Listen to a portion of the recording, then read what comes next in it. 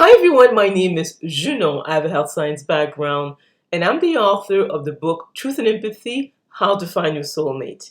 And I'll put a link to the book below. This video is the MBTI personality type assessment of the late Princess Diana. As always, when it comes to the 16 MBTI personality types, they can be grouped into four main ones.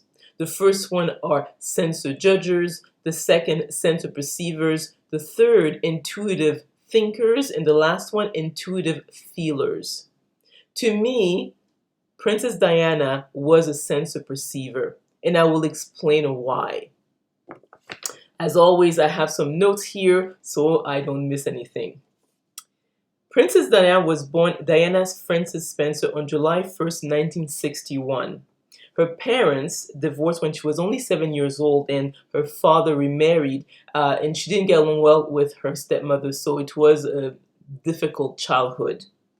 When it comes to school, she did not excel, so she failed twice her O levels. In England, they have these different tests they have to pass to, let's say, go to university, and obviously this was not a strong point for Diana. But she showed a talent for music as an accomplished in terms of, she played piano. She also excelled in swimming and diving, as well as she studied ballet and tap dance. She was a member of the British royal family, and actually Diana came from nobility, so her family lived close to the royal family, so that's how she was able to get to know even Charles and the other members of this household. Princess Diana was the first wife of Charles, Prince of Wales, and they married in 1981, and obviously they got divorced in 1996. She is the mother of Prince William and Prince Harry. Diana had an unconventional approach to charity. Her patronage is centered on children and elderly at first, and then she focused on AIDS patients. And you do have to think about in the 1980s how this was, very controversial. And also, she was interested in charity in terms of removal of landmines, cancer, and mental illness. Actually, Diana at some point I think was the most photographed woman in the world. So she was very photogenic and very fashionable. Unfortunately, she died rather young. I mean, she was only 36 years old. She died in a car crash in Paris on August 31st, 1997.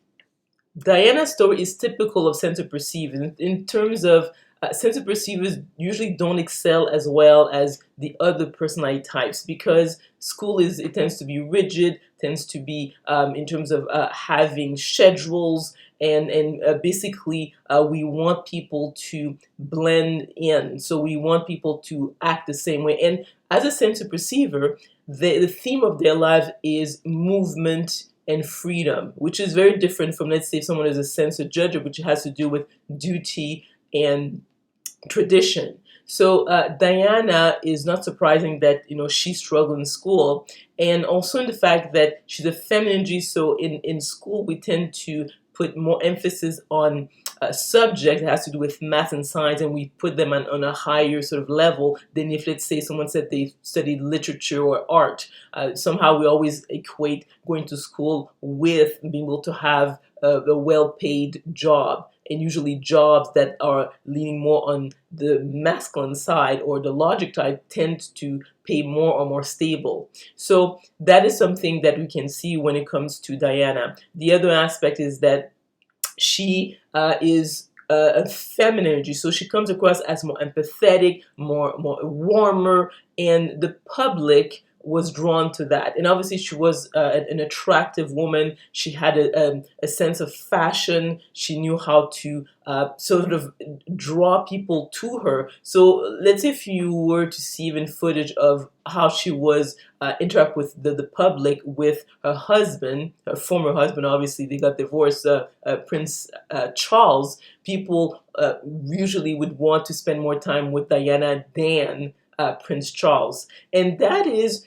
typical of sensor perceivers, who are the feminine type. At first, Diana was shy, but she quickly found her footing because, as a sensitive perceiver and a feminine energy, she knows how to interact. It's almost like a salesperson in which she knows how to sell herself, she knows how to make herself approachable. And Diana, I'd say that she is probably an extrovert because she is comfortable in the spotlight. So you will see that with people who are, or in her case, probably an ESFP, is that they are born entertainers. But when we say entertainers, could be in different ways. Could be in terms of like, yes, you could be an actress or an actor, but you could be a musician. But also, it has to do with being on stage and being, a representative of the royal family. You are, in a sense, playing a role. And she was really good at it. So in terms of a fact that, she was an attractive woman, she knew how to dress, she knew how to interact with the public, then very quickly she became this icon. Now she became obviously a mother, she was very affectionate with her children, and that is typical of a feminine energy. And it's not surprising that Princess Diana was at odds with the royal family, because the royal family institution, or how it's called, the firm, are about duty and tradition. So it's a typical censor-judger institution.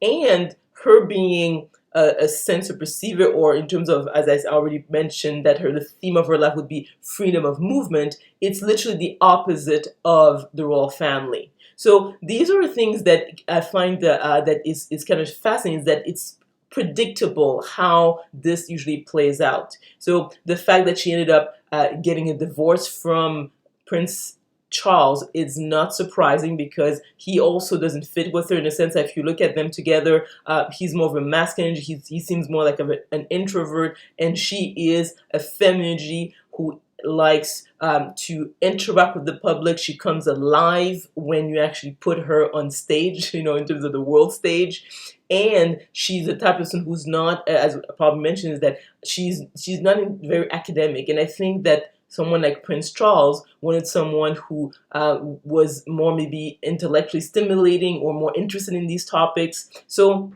this is kind of really predictable. And the other aspect is that she was so young when she married Prince Charles. She was only 19 years old, so she was not really formed as a person before she became a wife and a mother.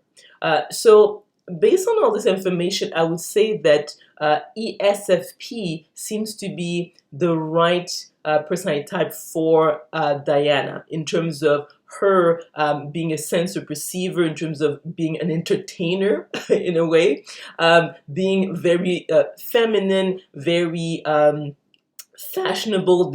I find that people who are sensor perceivers have a good sense of how to put things together to make it look good, how to capture people's eyes, and Diana was really good at that. And also in terms of her charity work, she did not mind to do things differently. At a time when people were really afraid of AIDS, she didn't mind touching patients who were diagnosed with HIV. So all this to say, I think that Diana is a good example of a sensor perceiver who's a feminine energy and also an extrovert. So let me know if you agree or disagree with this assessment, obviously by putting your comments below. And thank you for watching this video. If you liked it, please click on the like button, subscribe to my channel, and we will talk soon.